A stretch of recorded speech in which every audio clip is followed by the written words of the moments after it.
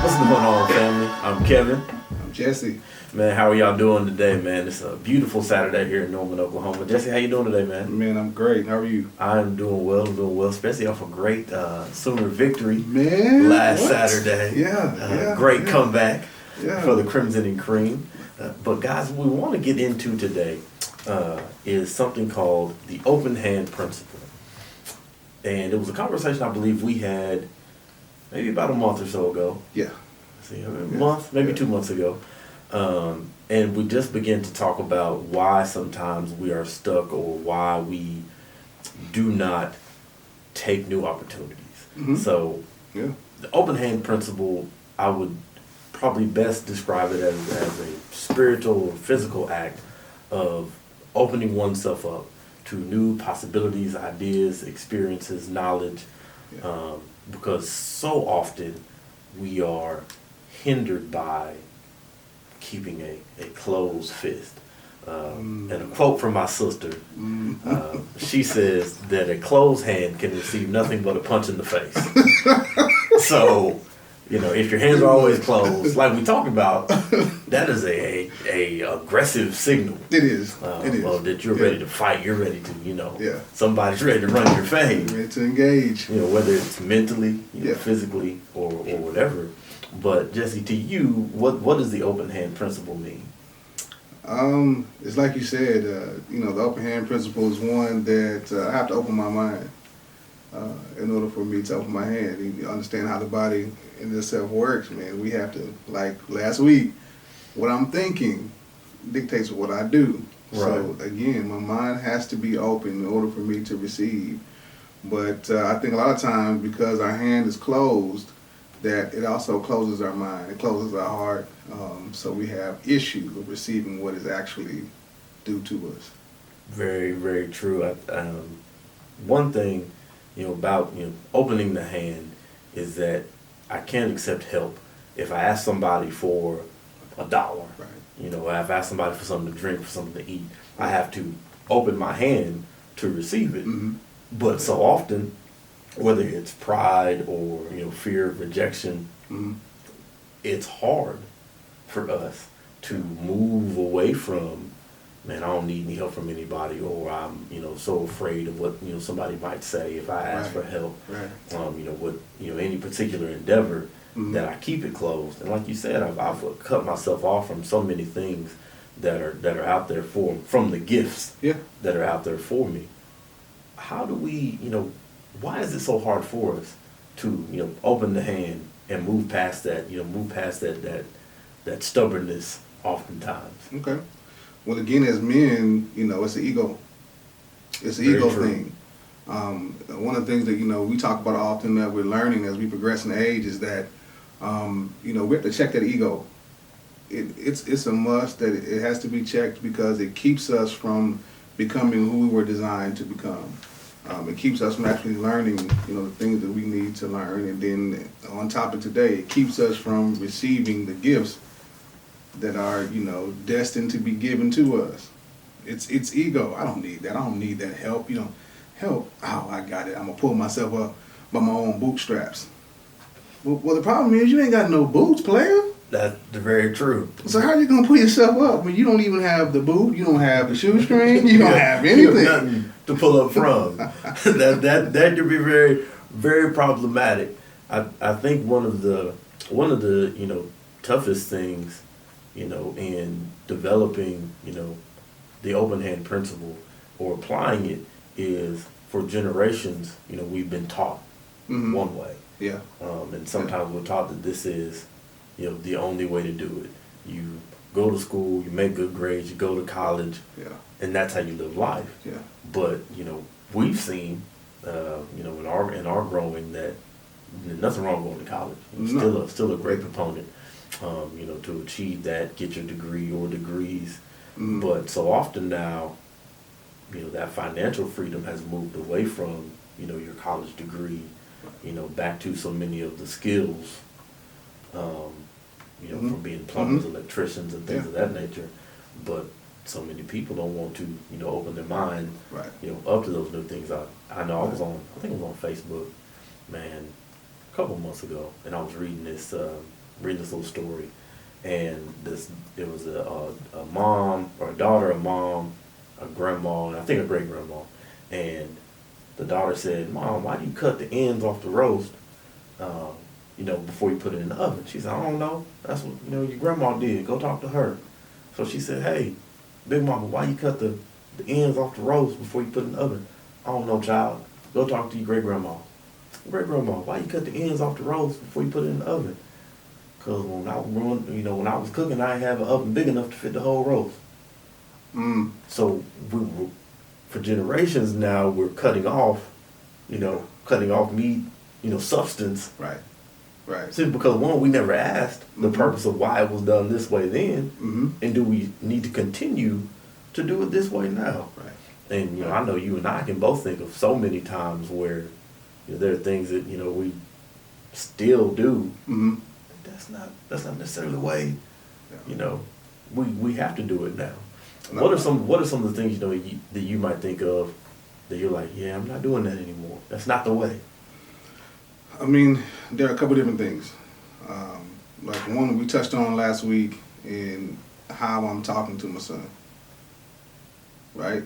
Any question that was asked back in the day, first of all, why you question my authority?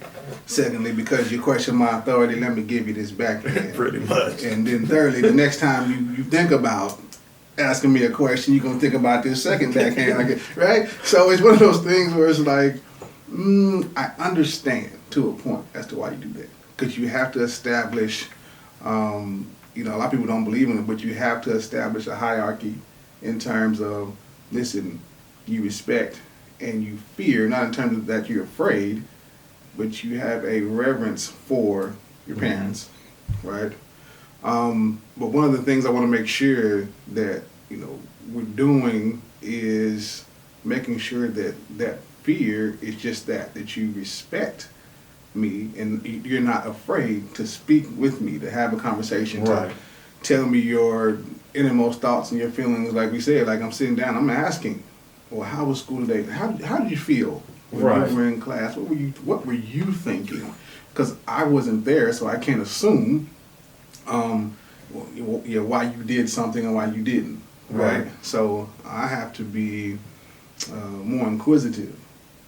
I have to have an open mind in dealing with him in terms of what's going on in his world. So that's one of the things. And then secondly, what comes to my mind is, man, that story was right on point with that, because we were doing things in terms of eating just because, let's keep it $1, because of how our greats and great-greats, okay, these individuals were slaves.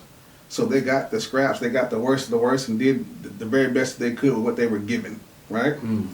Okay, well, that's no longer the case anymore. Very true. Not only are we free, our minds are free as well, but herein lies the problem. Because we're physically free, but our mind is still doing this. Still closed. It's still closed.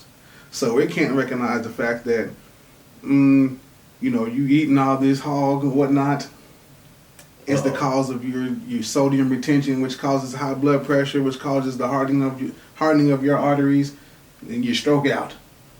And we're sitting up here trying to figure out, well, what the heck is going on? Why is that happening? Because you're still doing the things that, a few hundred years ago that you had to do. But you no longer have to do. You no longer have to do, because you as an individual aren't working that hard. You're not doing that much, right? Because we took advantage of education. We took advantage of different opportunities. So now, because of that, we need to open the hand and the mind to be like, well, what way am I designed to actually eat? What's going to have things flowing so I can, receive, again, the gift of mental clarity and good ideas and the ability to move, in the marketplace. And with the freedom, well, we can't do that, again, restricted. The blood can't flow restricted, like you said. You have strokes and things, and that's because the arteries are closed off. Pretty much. And the next thing you know, your casket's closed. And you haven't been able to get out there and use the gifts that you're given.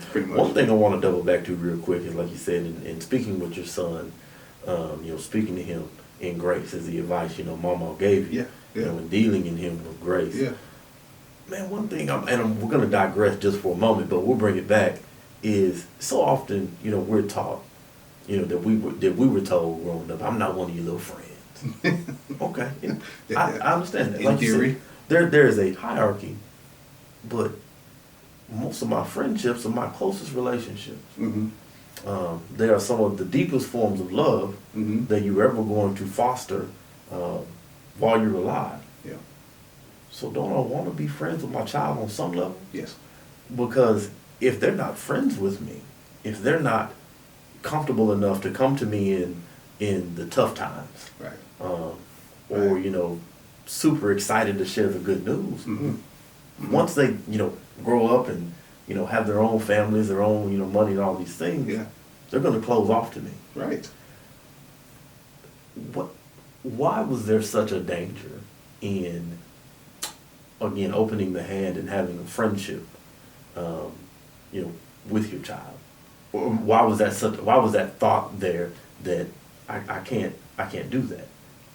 I mean, I think a lot of it had to do with just being able to protect Okay. your children. They like, no, we really can't do that because it's my job as parents to make sure that you're protected. And so I have to make sure that these lines are crystal clear, that they're drawn. And, it's also a thing of, again, because the mind wasn't open, or hand wasn't open, the mind's not open, and the heart's not open, to be able to say, if I'm an individual of faith, I know I have a friend in Jesus. And, they'll be apt to sing the song in church, what a friend we have in Jesus. Every time we go to God and pray. Okay, so if this is the premise, okay, like you said, my friends I can run to, I can have a conversation, this is what I'm thinking, I'm feeling, and all of this, but I cannot do that with the individuals whom help bring me into this world, then that's going to leave me empty. I have a few voids. And so then it leads to some, emotional inadequacies because of that. I agree. I think it goes back to, something our Aunt Frida told us, all the time growing up, you got to be pliable. Yes. Right? Yes. But, again, if my hand is closed, it's not pliable. Right. Because one, there are very few things I can do with this fist. I can punch you, I can bang on stuff, Right. cause loud noises. Right. But once my hand is open, I can receive tools to work. Mm-hmm. I can, feed myself. I can shake a hand. Yeah. I can, grab a pen to write. I can do so many things once my hand is open. Mm-hmm. And just so often we find that we're not pliable because we don't have that hand open. Yeah. But then I want to, say, I think it's so important for us to do this. It's very important for us, to apply the open hand principle of opening the hand, to those new ideas and knowledge and experiences, to at the least be able to sit down and have conversations. Yeah. Yeah. Because I think so often, especially in today's climate. Oh, yeah. It's a must. We are so afraid of conversations, of people from, from different walks of life, from different faiths, Mm-hmm. that, maybe it's, if I have a conversation with this individual, I'm going to come away thinking like that. Right. And I don't necessarily think that's the truth. No, it's not. We might, it's just like if you like, Dallas and I like the Seahawks, Mm-hmm. we can sit down and talk football. It doesn't mean I'm going to, get up from the table. Right. And now I got all my Cowboys gear on, and in Russ I don't trust anymore. Right. But I can sit down and have a conversation with you about Right. it. It's just like many, principles in business, or something that we're big into, fitness. Our way of fitness isn't the only way. No, it's not. Right? But that doesn't mean that, I know some of the, the people that you've had a chance to, sit down, talk to, or study, Mm-hmm. that they don't have some good things to input. Right. But if you were so closed off as to never come to the table with conversation, Right. how are you learning? You're not. You can't. You cannot. If you're closed off to every single idea, if your way is the only way, you're going to run into a lot of things and not have many answers. It's going to be problematic. And like you said, the issue is the inability to have open conversations. We can have these conversations and not agree and still be okay. That's one of the things Dave Chappelle has said, many times. Mm-hmm. I don't have to agree with everything that you do, that you say, and we can sit and talk about it, and guess what? It's all love. You've learned from me, I've learned from you, and guess what? We leave the table as better human beings. It's probably the issue that we see in our government today. Very as true. to why we can't get anything done at all. It's one way over here on the right, it got to be this way on the left, and it's nothing. Nothing of any great substance is being accomplished. True. At all. Very, very, very true. Now, just to play devil's advocate for a moment, should the hand ever be closed? At times, yes. That's that is my thing. I mean, because I think when you've come to the knowledge of, we'll let it be something simple. Like we talked about, last week, children have no fear. Right. They'll go pick up a rattlesnake and swing it around. Just because they don't understand, the snake will bite. And if it bites you, one is going to hurt. Yeah, and if it's poisonous, that could be the end. But then when we come to the knowledge of, oh, this is a rattlesnake. Yeah. I shouldn't pick this up. Mm-hmm. Then we should close the hand. Mm-hmm. What are some things that you feel, man, I just can't take that in. I can't take that into my spirit. I need to close off from that. Well, here of late, it's been probably over the last year or two. The shows. What are they called? It's a great show too. I'm not trying to knock it at all. It's wonderful. The hip hop shows. Okay. Right. Okay. I don't remember the name of it, but it's just a high level brand of, what's the word? Foolishness. Yes. Yeah. Yeah. And everybody, different strokes, different folks. Sure. Like to be entertained. Is some of it funny? Sometimes. But it reaches a level that, okay, I have to close my mind. What you see becomes internal. What you see, you're often able to go reproduce quickly. Mm. So if I see you acting a fool, if I see you cussing out everybody, if I see you, as soon as you walk through the door, hey, what's going on, blankety blank, blank, blank, blank this. At some point in time, listen, if I'm having a bad day, I might revert to that because that's been planted subconsciously in my mind. Very, very true. So is it that, like you said, there are forms of entertainment that most of us take in because none of us are perfect. Right. That we have to begin to guard ourselves, and once these things begin to change us, Mm-hmm. Man, we might need to dial back Right. a little bit. It's Right. kind of like when you go to have your cheat meal. Mm-hmm. Okay, it's supposed to be a cheap meal, Cheat meal. not a cheap week. Change And I ain't gonna lie to you, this last week I had a cheat week? 2 weeks. I had a cheat 2 weeks. I might cheat again today. Sometimes it was that day. But and so that leads into if then these things happen because it's so easy to get into the principle of drifting and just life gets on autopilot. We get in that routine, Yeah. and then the next thing I know, I'm becoming influenced from these shows or this music or the things I'm taking in, the conversations I'm having. Right. Right. What do we do to get back on track? Because obviously, sometimes in fitness we will, you got to hit your detox. For sure. Right? And the detox is a longer process. Oh, And it's the one for, normally we hit that at the beginning of the year, middle of the year, because we've had all the holidays and Yes. all the pound cake and the Sweet potato pie, the sweet potato pie, Thanksgiving turkeys. the banana pudding. Oh or man. Oh man. But I might have to go make it. I know. But it's how do we then, again, open my mind back up to, oh man, these things aren't taking me where I want to be. Right. They're not taking me to, the places of prosperity and abundance and wealth and all facets of life that I'm trying to achieve. So how do I pivot back to, getting back on track? Well, you have to, in terms of like the old folks would say, still away. If that needs to be, some hours, a day, or some days, to where you cut that off. Yeah. You cut that off, and you need to get to yourself. However long it takes. People think that, to meditate, and in the words of my aunt, to medicate on particular thoughts, right? The thoughts which was crazy back in the day. I was like, what are you talking about? To medicate. Okay, so what does the word mean? Mm-hmm. If I'm going to medicate on a particular thought, then I'm going to allow this thought to not only begin to take over, but I allow this particular thought to actually saturate and begin to heal, close to a Band-Aid or some medicine of that nature. But it depends on how long you allow yourself to actually meditate on it.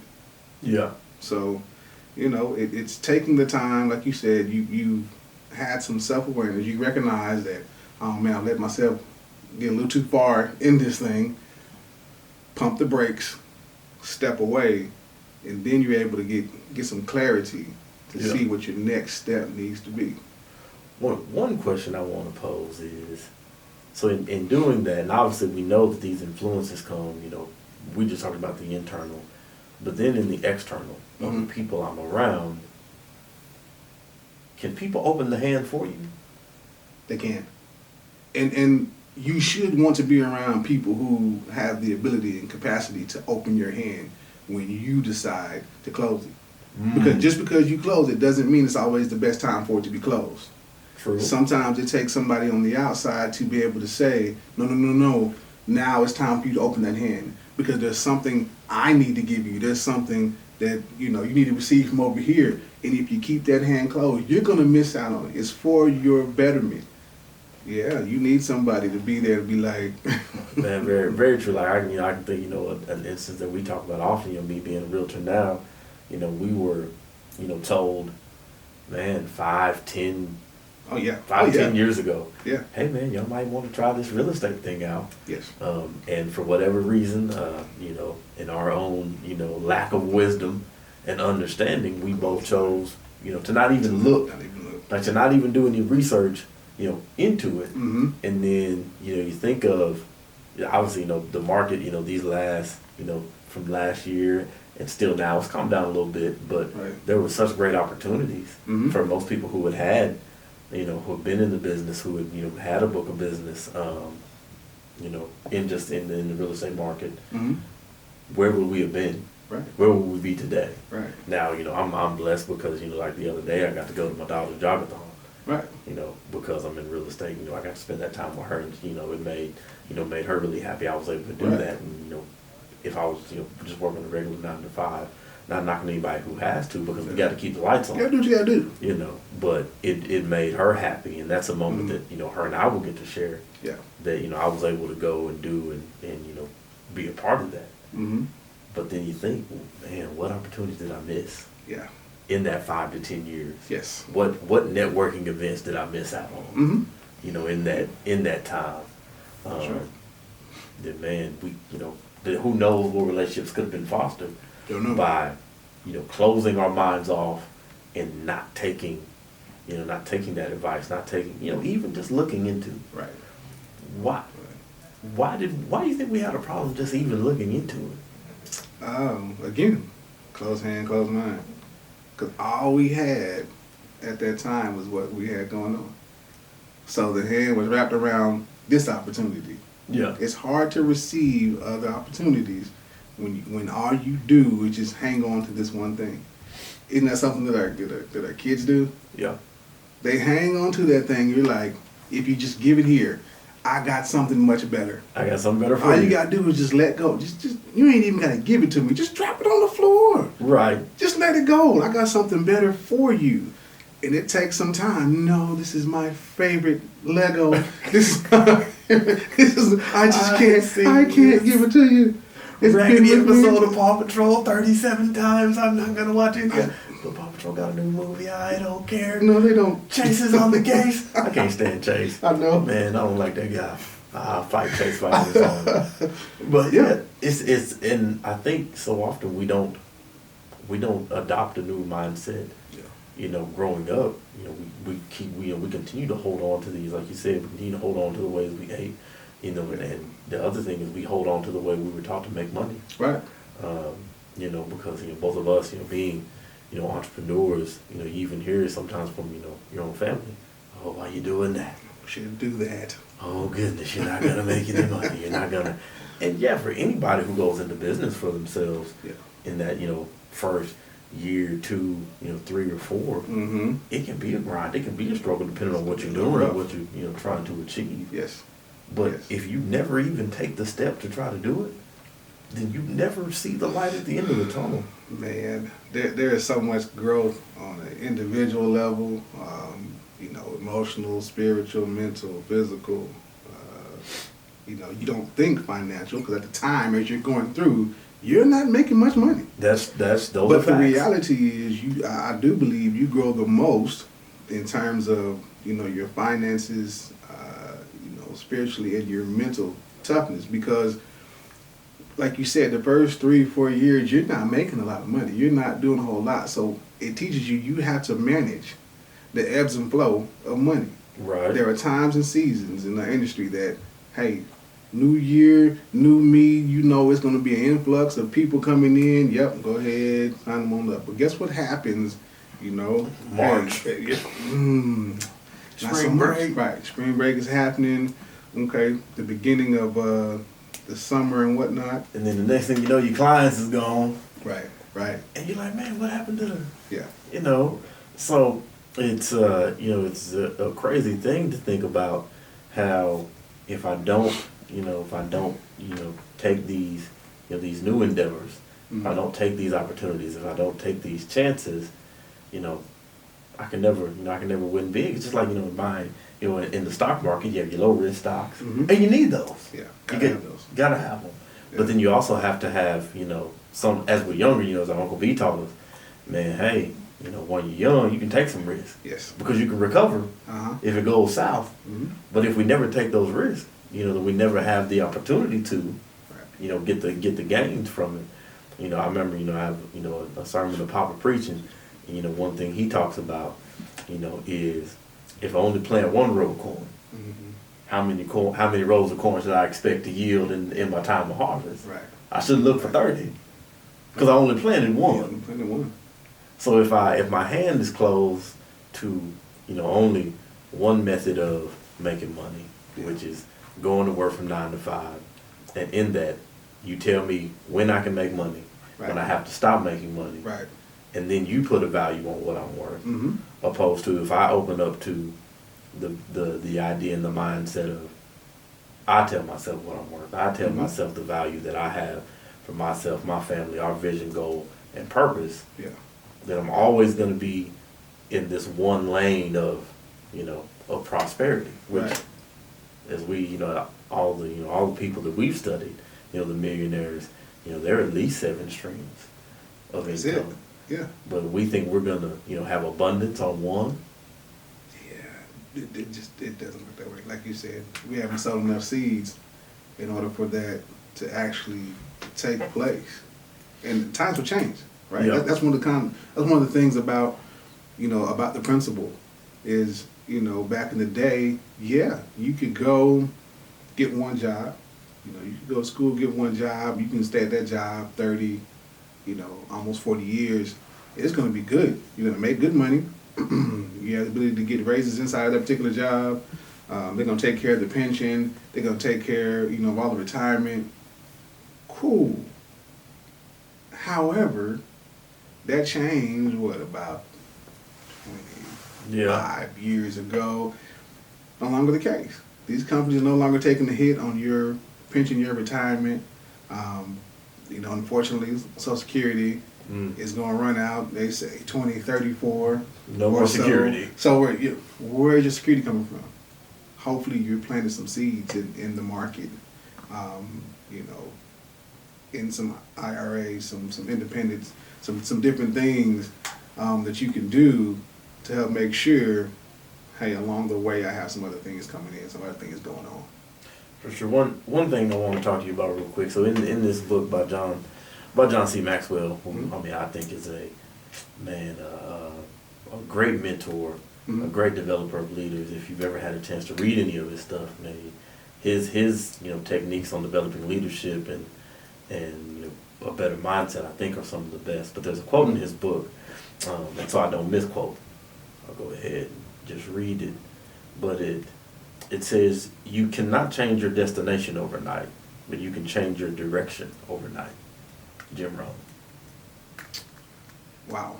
So for me, and I think sometimes what happens with people is, again, if you go back to business, is they see, the people that have, gained, the financial freedom. Mm-hmm. And because they can't get there overnight, they decide not to do it. Right. Because in our society, we are such a right now people. We are such I need my ROI today. I need to hit right now. Yeah. Lotto. But as we talked about in terms of planting seeds, Yeah. you got to till the ground, you got to get it ready, you got to water it, you got to tend to it. Sometimes you might have to fight off, bugs or other, things that can destroy your crops. Mm-hmm. And the harvest doesn't come for a while. No. And like he says, you can, change. You can't change your destination overnight, but you can change your direction. Yeah. And if I know last winter I didn't have a good harvest, Mm-hmm. but I know because of the work I put in last summer that was why. Yeah. But if this spring or fall, I'm not a farmer by any means. If I work hard and plant more crops, Mm-hmm. then the direction of my destination then changes from the day I begin. That's right. Why don't we take that step? Why is it so hard for us to just accept changing my direction overnight? Because again, it takes some awareness. It's going to take just some courage, Yeah. right? It just takes courage to be able to say, I've taken a self-assessment. I'm self-aware. The direction I'm going just ain't it. Mm. And that's where most people stop. It just ain't it. That's not, oh man, it's not working. Okay. Well, what are you going to do? I don't know. Well, here's step number 2. North, south, east, or west. Pick one. Go True. different. Like, True. it doesn't matter. Like, I don't know what I'm going to do. It doesn't matter. Because of where you're at right now, Ain't cutting it. it ain't working. It ain't working. Yeah. What does love for you have to do with the open hand principle? Oh my. It has a lot. There's a lot to do. Because as we progress in self-love, as we progress in self-knowledge, then, the self-awareness is there. And it will cause me to, again, take a really in-depth look at myself and say, I must change direction. What I've been doing really isn't working because it has a negative effect on myself and those around me, those who I claim to love. Mm. So if I really do love them, I'm going to change what I'm doing. I'm going to change my direction. Because at some point in time, when that rubber meets the road, I'm going to have to make the decision of change and change now. Not change when it's comfortable, not change when I think it's the time. Ooh. It's change and change right now. That change when it's comfortable. Yeah. That doesn't work. Hardly ever. It's like if I want to get in shape, but don't push me too hard. Yeah, don't do that. I don't want to do any burpees. I know my body. Yeah, I don't do me like that. I don't want to run any miles. I'm only gonna do 3 or 4 of these machines. Right. Leg day, nope, I'm not here for that. Still gonna drink my Pepsi. I'm still gonna drink my beer. Yeah, I'm gonna do everything that I was doing, and I still need you to manifest some results for me. I want you to make sure that my work can get done. And what do we say all the time? Nobody can do your work for you. Cannot do it. I can give you the plan. I can write the blueprint. Yeah. I can do all of these many things, but unless you're willing to give, I can do 98%. Mm-hmm. But unless you're willing to give your 2%, Got to give you 2%. can you show up and then just do the work in whatever it is? If you can't do that, man, I can't. It's hard to rock with you. If you're only willing to do what's comfortable, Mm-hmm. if you're never willing to be uncomfortable. So I have a question for you. Okay? Is love comfortable? twofold. I think in some parts yes, Mhm. in some parts no. There's gonna come a time when, man, it's like you click and you bond, and boom, then you get in the rhythm, because that everyday routine of what that love has manifested has made life comfortable. Okay. But then for it to grow, Mhm. for it to become something greater than what it is now, because then there's gonna come some points of friction. Yeah. Because 9 times out of 10, one party is gonna say, "Well, I like where we're at now. Mhm. Like, why are we trying to mess that up?" And then the other party is gonna say, because like we talked about, with kids earlier, just on the other side of this, Mhm. there is an even deeper form, and even deeper connection, and even deeper, a better form of what our love is and what it stands for and what it brings us. Mhm. There is a better abundance of this love Yeah. on the other side of, let's either do more of this, Mhm. or let's do less of it. Let's watch less of the shows and spend more time at Barnes and Noble. Mhm. Let's watch, less of, this on YouTube, and not get off YouTube, Right. but let's watch more Dr. Miles, Yeah. Monroe. Dr. Miles Monroe Yeah. on YouTube, Yeah. because he can teach us something. Mhm. So I truly feel that love gets to a point, like there's a point in it when you get in the groove, right? And man, it's comfortable. Mhm. Boom, you're rocking. And it's good for a season to be in that, to just feel the embrace and the embodiment of that love. But then you can't let it get stale. Uh-oh. Uh-oh. Because, hey, big dog, if it gets stale, Uh-oh, you stepping on some toes, Doc. You stepping on some toes. if it gets stale, it's gonna go bad. Mm. Then it's gonna begin to taste bad. Oh. It's just like we have a food aversion. If I eat something and I think it makes me sick, sometimes it don't even make me sick. Right, right. But if I eat it and it makes me sick, then the next thing I know, I never eat it again. And so if the love gets stale and it leaves a bad taste, now I've closed my hand, Mm. and I don't want that no more. Whether it's, I don't want friends, I don't want marriage, and sometimes I don't want that person. Right, right. And I don't want the brand of love that they're giving out. And I have closed my hand to that. And we'll get into, obviously the different forms of love, Oh, for sure.